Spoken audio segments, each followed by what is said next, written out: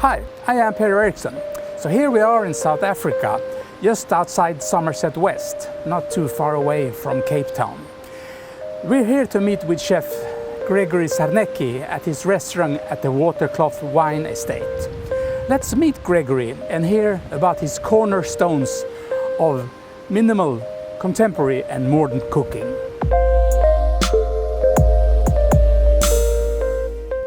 If you were to explain for somebody that's never been here about your profile when it comes to cooking, what would you say? I think I'll just resume it in a couple of words. I mean, contemporary because of the training I got. Modern because I'm changing slightly like some classics with like either some different texture or different pairings. And then I would say minimalist. Yeah. As like I don't like to have too many flavors on the plate at the same time. I'd rather stick to like 3 or 4 that works together, and that's how I assign my dishes. Yeah.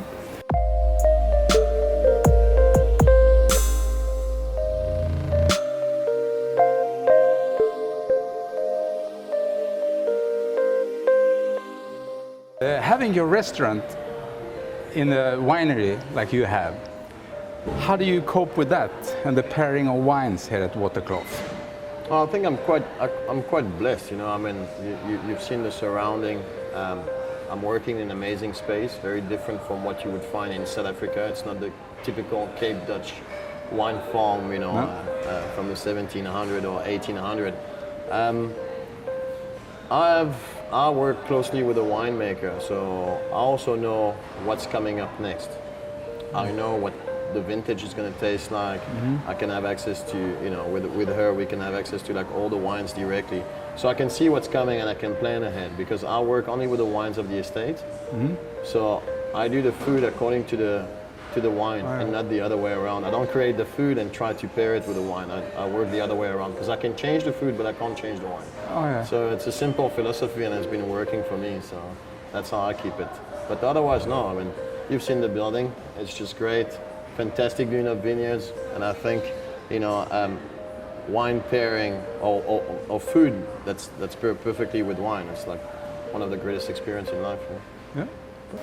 When it comes to flavors and produce on the plate, where do you find your produce here in South Africa? I think, you know, the only difference with like Europe, when we say local in Europe, we say, you know, something maybe like 100-kilometer perimeter from where you are. South Africa is a bit different because the country's got so many like climate and different weather. You spread yourself out like more. So local can mean all the way to Johannesburg or, you know, even further. So they are very good quality product. It just takes a bit of time at the beginning to create contact and make connection with the suppliers and the little artisan and, you know, that the little lady that will make like a goat cheese in the mountain. But once you have all the logistics sorted, then you can definitely have fun in the kitchen. This extremely good product, but it just takes a bit of time to create the whole logistic of bringing the product to the restaurant. When it comes to trends in gastronomy, there's a lot of discussions about vegetarian food these days. Yes. What's your take on that? I think like vegetarian or veganism is a trend generally worldwide, but I think like in terms of like cooking in a restaurant, it's not. We shouldn't consider as a trend. You know, it's something that, you know, more and more customers are conscious about what's happening in the rest. You know, with the products and the origin of the animals or whatever. And they are turning this way. So I think for us, it's in the restaurant, it's not a trend. It should be something that we should apply automatically and have maybe like, you know, options, not just a couple of options, but like have like a full menu vegetarian. A lot of like restaurants do it in Paris where they like, or other countries where they quit completely like, you know, meat or anything like that. So it's becoming more and more popular because the demand is also higher. So I don't think it's just a trend, you know, I think it's a whole movement of people being aware and changing slightly the way they eat. You're a world famous chef. Well, I don't know about world famous, but I don't know about famous already, but I'm a chef, that's for sure. You were chosen the Acqua Panna Pellegrino, the chef of the year. That's correct. Last year. Your restaurant here is always packed. You got loads of awards in your drawers here. Where will you go from now then?